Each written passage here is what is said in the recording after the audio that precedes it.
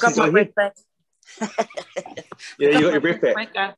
After the team no sleep hustle. Hey, isn't it interesting how we forget how we were contacted, how we forget how we came to say yes. And then we look at ways that we've been reaching out to people, and I know for myself, it hasn't been all that flash, similar to what you've just described. Why would people, they might know you. Do they necessarily like or love you? And do they trust you? Well, I haven't spoken with some of these people for 20 years. And I'm like, dude, jump on. It's just, it's really, really interesting. Although I do love one phrase that Sione said that really, really has really stuck with me is that, be patient. And most people I know don't know business. And so, and it's simply because they are still in that same conditioning that I once was in. Do you know what I mean? And so we need to remember those things, and that connection takes time. I know it's, you hear, contact 100 people on your list. I hear that, but at the same token, I'm not actually connecting with those 100. You know what I mean? And I don't want to expose that 100 to the people that knew and only knew me from the past.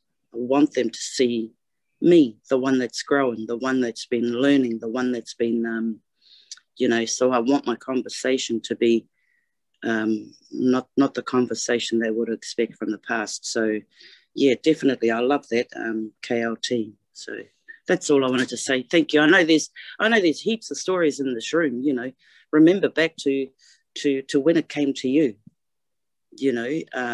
remember and try and compare it with how you're inviting your people, how you're contacting your people.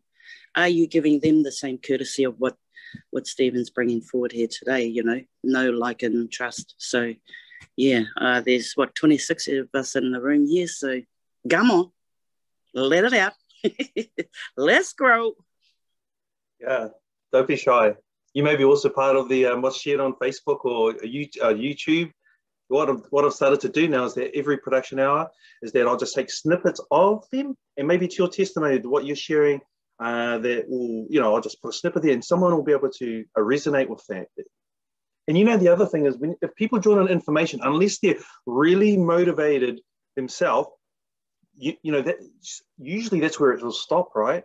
They might join, but then if they're not part of the community somehow, then they'll drop off. So someone who potentially could be like a runner could just go to somewhere else. They might join your particular buzz and then they might go somewhere else. But if they were part of the community, they would plug in, they would learn, they would grow, and then they would bring other people that would do the same. See, they would duplicate relationship.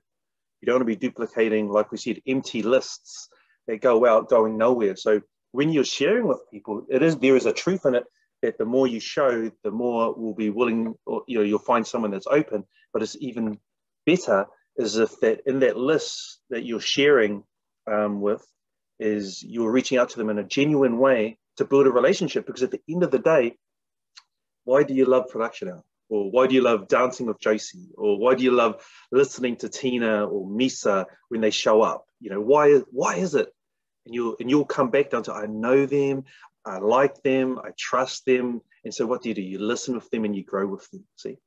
But if you don't, then they're just, if people see us as just a number or just another part of their list, then, they quickly shut off and they'll find a community where they are valued